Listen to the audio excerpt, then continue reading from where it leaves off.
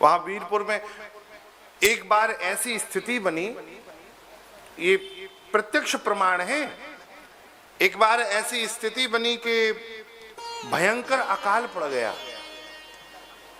गुजरात की उस भूमि में। जलाराम बापा तो बड़े साधु से भी थे, बड़े संत से भी थे।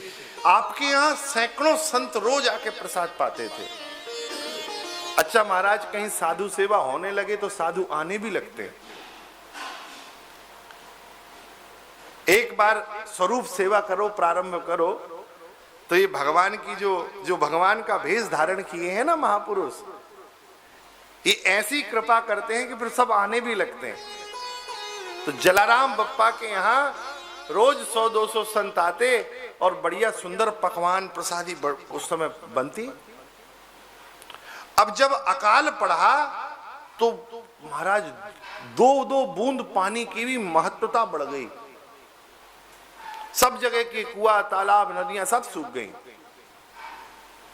ऐसी स्थिति बनी कि जलाराम बापा तो उदास हो गए। अब पानी का तो कोई साधन था नहीं।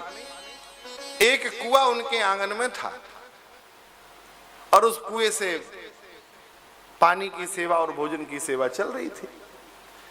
अब जब उसमें भी पानी सूखने लगा तो जलाराम बापा को लगा कि अब तो कोई सेवा हो ही नहीं पाएगी। अब सेवा कैसे चलेगी? अब तो साधुओं का आना भी कम हो जाएगा और संत नहीं आएंगे, वैष्णव नहीं आएंगे, तो फिर मेरा सेवा प्रण जो है उसमें अभाव जाएगा। ऐसा चिंतन करके लेटे ही थे कि क्या देखते हैं, रात्रि के 2:30 से 3:30 के मध्य का समय है। अभी ब्रह्म मुहूर्त आने ही वाला है और आंगन से चूड़ियों की आवाज आने लगी। जलाराम बापा को लगा कि इतनी रात को मेरे आंगन में कौन स्त्री है।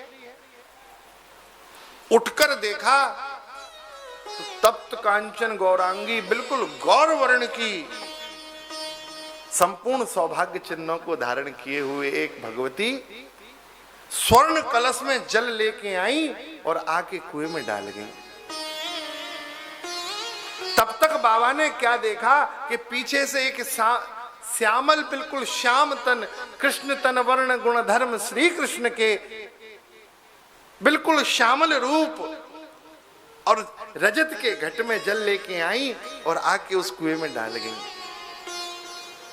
तब तक देखते हैं कि एक पीत वर्ण की, गेहुआ रंग जिसे कहते हैं, ना श्याम ना गौर, गौर वर्ण पर रक्त वर्ण का आरोप जैसा, तो पीत वर्ण की एक सुंदरी माता तांबे के कलश में जल लेके आई और आके उस कलश में डालने लगी। जलाराम बप्पा बड़े आश्चर्य में थे कि ये लीला हो क्या रही है।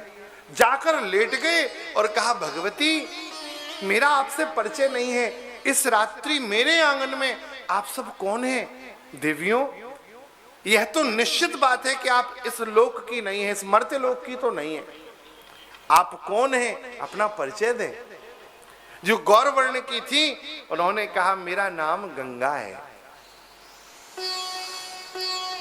जो श्याम वर्ण की थी उन्होंने कहा, जलाराम बाबा मेरा नाम जमुना है। और जो पीत वर्ण की थी उन्होंने कहा, बाबा मेरा नाम सरयू है। आपके हृदय की चिंता को हमने देखा, हमें लगा आप हमारे प्रियतम श्री कृष्ण के प्रियतम वैष्णवों की इतनी सेवा करते हैं, इतनी संत सेवा करते हैं, आपकी सेवा का पथ रुकना नहीं चाहिए। इसलिए हम आपके कुएं में जल लेके आए। जलाराम बापा ने कहा, माताओं आपने इतनी कृपा की, आपने इसको जल से तो परिपूरित कर दिया। अब यह जल प्रेम प्रदायक, भक्ति प्रदायक, ज्ञान प्रदायक भी हो गया। लेकिन मेरी तो यह विनती है कि आप तीनों भी अंश रूप से इसमें विराजित हो जाओ। जो आपका भौतिक रूप है उससे आप इसमें विराजित हो जाओ। और देखते ही देखते जलाराम बापा को आशीर्वाद देके तीनों उस कूप में विराजित हो गए। आज भी वह कूप है और इतने वर्ष हो गए उस कूप का कभी जल सूखा नहीं। आज भी वह कूप, त्रिवेणी कूप करके उस कूप का नाम है। आज भी वहां वीरपुर में जलाराम बापा के यहां वो कूप है। तो हम दर्शन करके आए।